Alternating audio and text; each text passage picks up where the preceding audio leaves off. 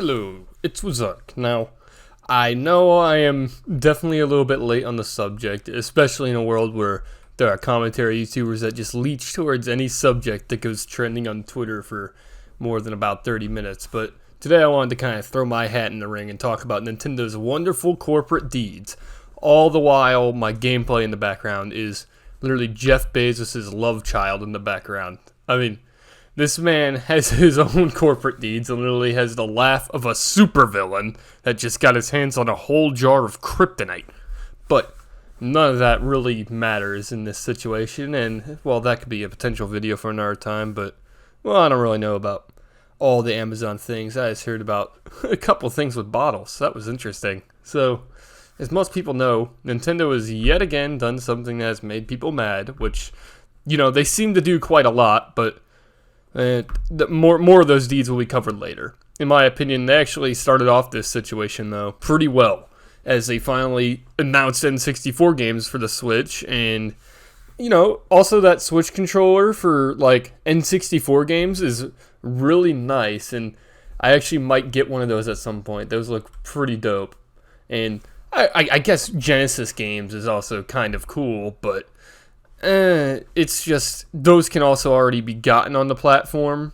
At least most of them. I'm pretty sure it's only like 2 that can't be gotten outside of the service, so I don't really see the point of adding those on to online. But still, I would say them being added is kind of cool, and Animal Crossing even got a new DLC, which, is not really my thing. I don't really play any Animal Crossing. I've never played Animal Crossing, but hey, good for Animal Crossing fans, But the issue, obviously, for Nintendo Online has to deal with the price, which is $50 for an individual account and a whopping $80 for family, which is a pretty huge price increase coming from the original $20 for individual and $35 for family. It's a whole $30 price increase for an individual and a whole $45 for family, which, in my opinion, even compared to other services, this isn't the worst price ever. Like, PlayStation Plus, I'm pretty sure is $60, and Xbox Gold is also $60, and while I'd say they don't exactly offer the same in the retro market, they do give out games for free every so often, which is cool, but I don't know, their offerings also are not that good, especially compared to PC with, free online play. But really, the issue is here that the newest games being offered literally have over 20 years on them and have definitely aged considerably, with many of them, by modern day standards, definitely feeling a lot more clunky for gameplay. Like, for example, the N64 Zelda games, they definitely have some outdated controls, which they fixed up in the 3DS remake, but it mostly relates to, aiming bows and arrows, as it feels very stilted, and compared to any modern game in general with camera control, it's just way worse. And of course, the games are not really being improved, and it's just running through emulation, which I guess some people have analyzed, and it looks like it's actually a resolution bump to around 720p like they did for Mario 64 and All-Stars, but as I said, that's still speculative. Nothing is confirmed there, which, by the way, that either way is something that does not take them much to do. Emulators like Project 64 have been doing that for ages, and you can even actually play some N64 games on your phone. In fact, I think you'd probably play all of them if you really want to, play them through emulation, which I have actually gone ahead and tried that out on my own with a Razer Kishi, and it works pretty well, and I have a pretty budget phone. It doesn't take much.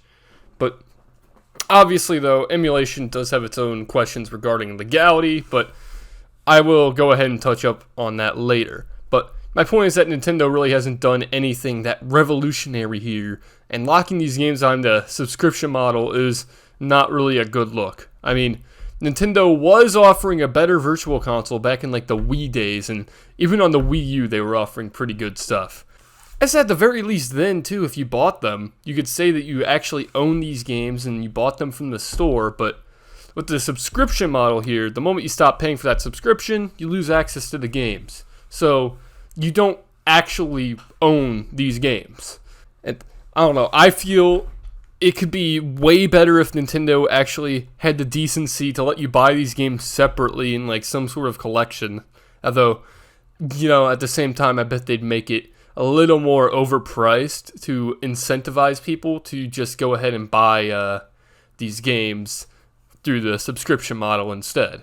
Which, if you could buy it separately, like the Animal Crossing DLC that was added on, then maybe it would be different. Which, by the way, I have another whole issue with the Animal Crossing DLC being added on, as it feels like they felt like the past was already lacking, so they threw in the DLC just to give more of an incentive to buy it, as, well, I don't know, maybe they saved money and they were planning on like getting the pass anyway. It feels so tacked on just to say like, oh, it's worth the price because this $25 DLC is thrown in here. Which, I mean, I guess people might think will cost them less money, but who knows? Some people might get this expansion pack and be like, oh, well, I wasn't really too interested in the N64 games, but now I have to keep it to get the DLC, so you'll end up paying more for it anyway. But I guess you could defend this practice though by saying, but, Microsoft has Game Pass, and there you don't own those games, but yeah, at the same time, you have to look at really what is being offered there. Is they offer it for, $120 a year on either PC or console you can select, with over 100 games, with basically all of them being modern titles, and even future Bethesda games and the current Bethesda games are on there, on that service, day one. So basically, you'll be paying the same amount as 2 AAA games on release, with multiple AAA games coming to it on release as well. And then you could also have the more premium $180 one, which, while a little pricey, offers Xbox Live Gold, which, would be good for if you're on console, and even offers cloud gaming, so if you were like on the go somewhere, that would be very useful. So, honestly, it's not the worst value ever. And it is kind of a huge price difference compared to it, but I'd still say it actually checks up to its worth due to, Xbox Live Gold and cloud gaming. And I forgot to mention, but it also works on both PC and Xbox, so if you're in that whole ecosystem with both of them, it would work perfectly. And honestly, if you want to play the game, if it's more expensive, like if it's like a $60 game, you could just get like a month of Game Pass for like $10, even $1 if you really want to cheat the system, make a new account, and just pay for it then. You can. And you'll be saving way more money than just playing this game through for a month if it's a single player game, and just buying it for $60 and playing it through. And while all this is going on with Game Pass, Nintendo's expansion looks like it has to be bought for a full year, so you really can't abuse that type of system. And it's all to play some pretty old games. And honestly, though, the two services are not really comparable, as it really is kind of embarrassing for Nintendo when comparing them. And even then, I forgot to even mention the biggest part of this. With Game Pass, all of those games are available separately. They are not locked behind a subscription fee. You can buy them all out if you want to fully own those games, while Nintendo is not even offering a choice on the Switch. So, that's a big deal. And with this, I'm going to go off the subject of the expansion pack. I've tried to go as deep as I could into this, but really I feel Nintendo has a way bigger issue with that, mostly including stuff with their awful service, their policy towards emulation and fan projects, their premium pricing, and of course the Mario All-Stars situation. Now to start off, I'm going to talk about their, in general, awful service, especially since it's closely related to Nintendo Online. I'm not really going to talk about this much since it's all really been said before, and it's mainly relating to their netcode, and it is not good. But it's mainly bad, though, because they use peer-to-peer, which basically means it can be dependent on one person's internet that's hosting the game, which, can make a pretty experience sometimes, versus them setting up their own servers, which it's like, while you have knockoff SpongeBob game here that has set up their own rollback netcode, which don't ask me about the technical details, I don't know all about it.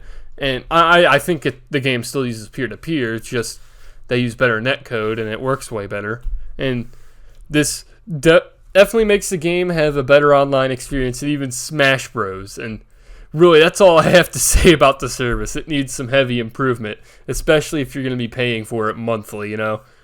Like, at the very least, with PlayStation Plus and Xbox Live Gold, sure, it's not even like they do much. They don't really have to maintain all these servers or anything. But at the very least, their service is pretty good. That's all I have to say about it, though. And next is their premium pricing, which really, I guess for Nintendo Online is the only thing I can say is actually a decent price compared to everything else.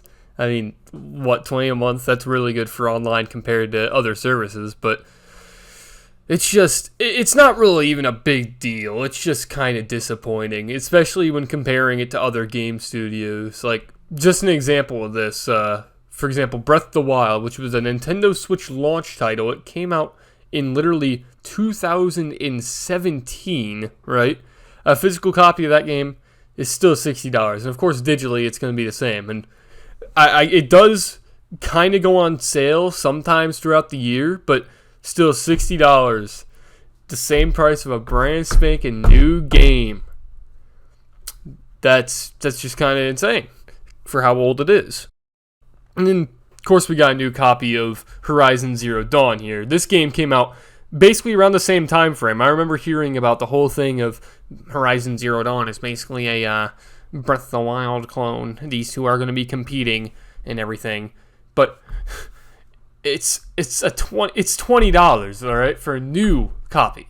And that's just clear evidence of Nintendo keeping their premium price tags on all these games. I mean, both of these games, as I said, are literally 4 years old now.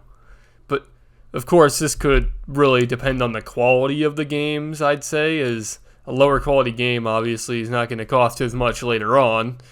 I mean, look at Ubisoft's games here. But either way, Horizon Zero Dawn was one of those games that had really good reviews on release. And while I'm only like 2 hours into the game, in my opinion, it's definitely lacking in terms of gameplay, when especially compared to Breath of the Wild. Like, compared to Breath of the Wild, it feels like an Ubisoft game. But either way, both these games are 4 years old. Should the game really still be $60? I don't know about that. But what can't be justified is their premium pricing on some of these remasters. And by remasters, I specifically mean the awful pricing on Skyward Sword. I mean, really, can you really even call this a remaster?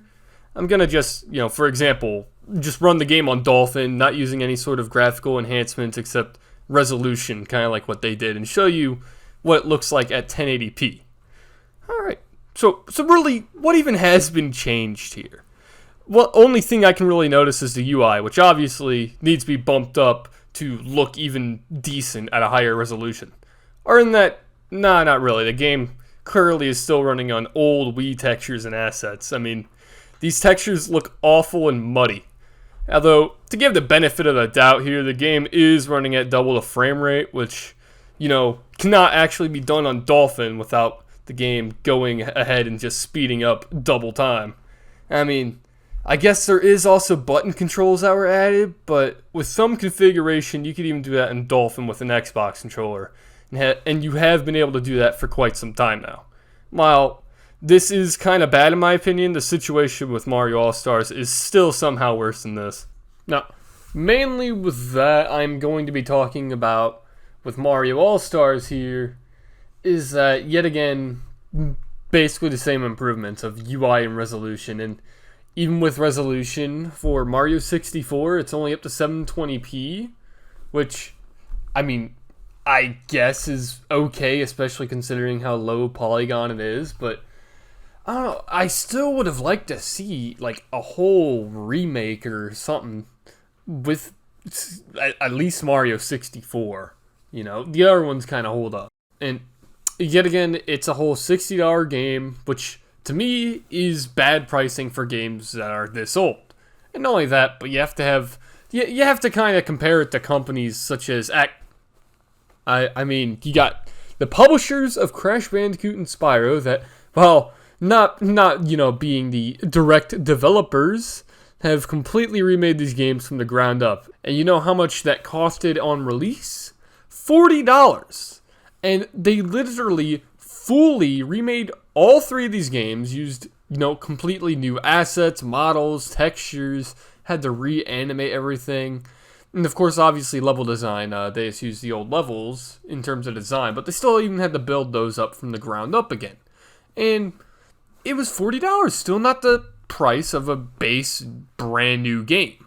Although people would have 100% even bought it at that price. These were in huge demand.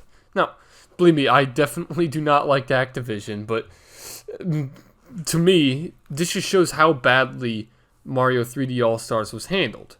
And not only that, but the games can run better on PC. Now, yet again, goes into emulation and everything, which I'll cover on later on, but right now I just want to focus on these facts here. Mario 64's source code was cracked, and people have been able to natively mod that game for a while here, which they added plenty of improvements, such as analog camera control, new models for Mario, widescreen support, improved model render distance, and of course, the good old 60 FPS versus the original running, I think, at 30.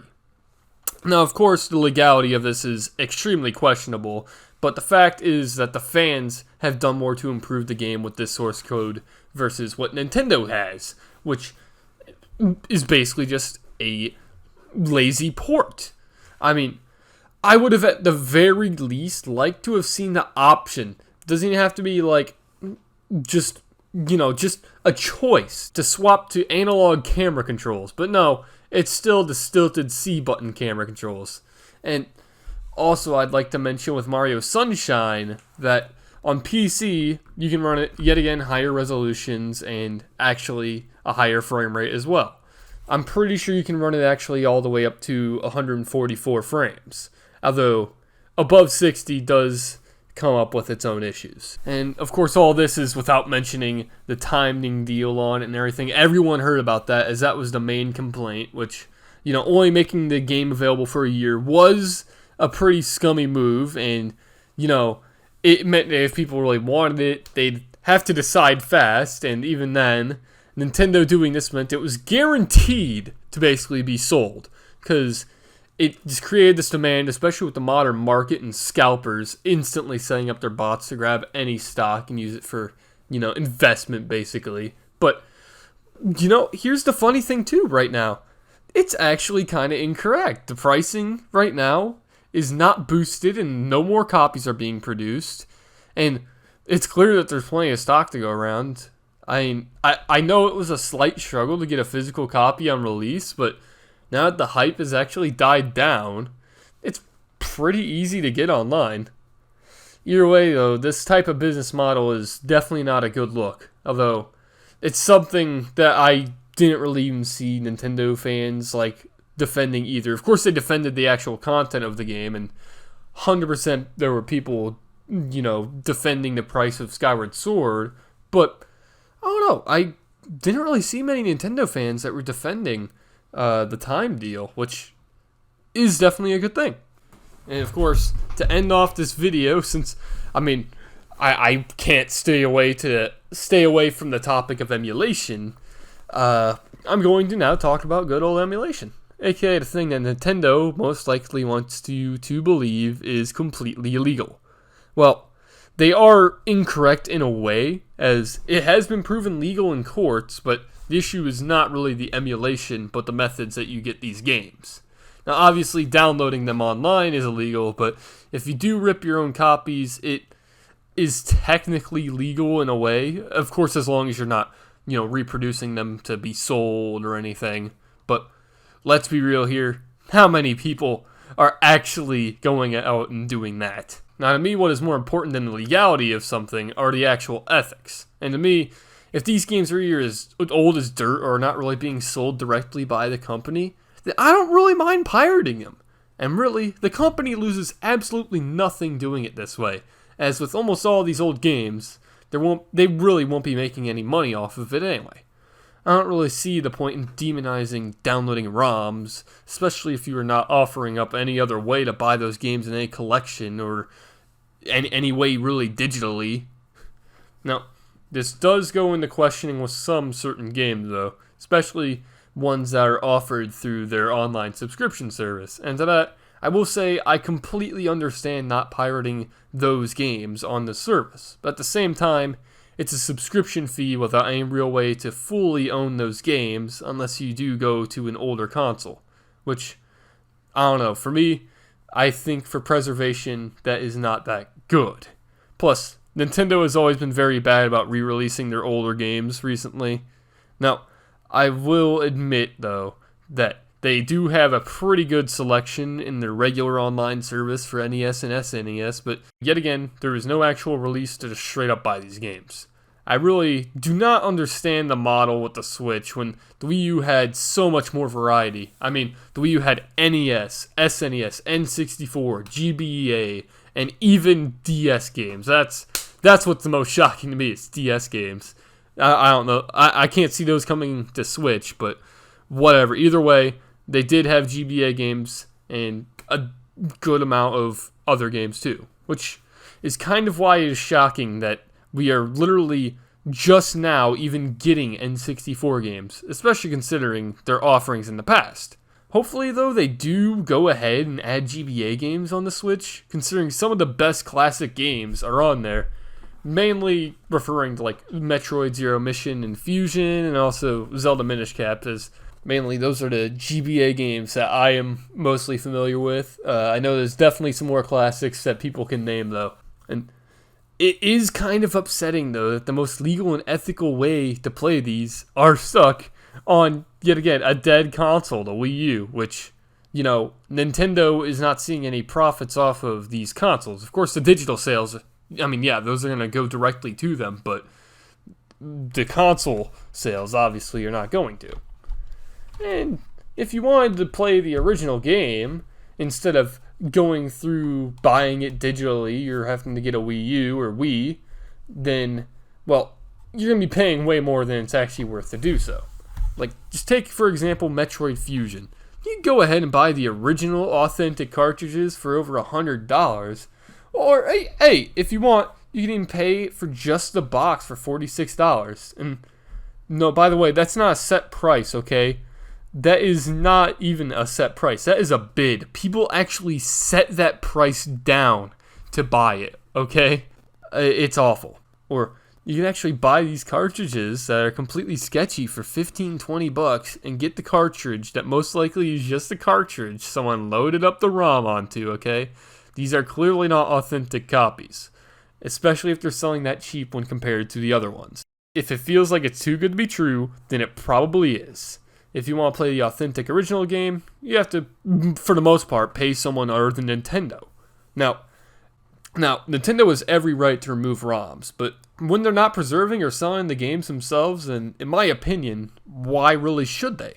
Instead of taking down these games, and not only that, either way, it's going to be basically impossible to take down every single ROM site. They're just going to keep popping up anyway. It's not going to be possible for them to take it down unless they are massively threatening these websites. But instead, in my opinion, now this is just going to be me going off on a tangent here, and what they could do is actually offer up a service that is better than these ROM sites, which might be what they are trying to do with Nintendo Online, but I do have a better idea.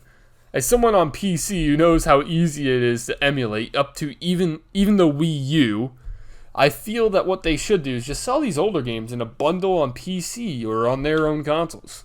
Now, I know this would go completely against Nintendo's strict ideals of sticking on their own system. I feel like it'd be just way better for their profits. I mean, even despite the fact that it's so easy to emulate, you can look at some collections on Steam, like the just recently released Castlevania Advance Collection, all the Mega Man collections, the Sega collections. They literally all, for the most part, run through emulators. Well, I actually did see with the Mega Man collection, it might not be running fully through emulation, but it's still using the original game ROMs and assets to run through it. So, I don't know. And they still sell, though. These games are still selling, despite the fact that it's so easy to just pirate them. Okay? To me, that is evidence that people will buy these old games instead of pirating them if they actually have the choice on that platform. Especially with PC, where it is so easy to just play these old games. Why don't they just re-release it on PC, you know? I just don't understand that. How about instead of actually taking down these websites, offer up something better and compete? Nintendo is missing out on so much business opportunity here, and it isn't going to be possible to stop them anyways, so why not just sell them yourselves at a decent price? Okay, well, I think this is where I am going to go ahead and wrap up the video. I have gone on for way too long, alright? But even this does not cover up some of the other things on what they've done, including what they've done against the modding community and fan-based games with even their own assets, which, with that, they should just take cues from Sega. I mean, look at Mania, for example, alright? But Nintendo has done some things that I don't agree with, and have had some business practices that I think make absolutely no sense, especially relating to their older games. Anyways, that's it for the video. If you watched this far in, thank you for sticking around. If you want to see more content in the future, like and subscribe. Usark out.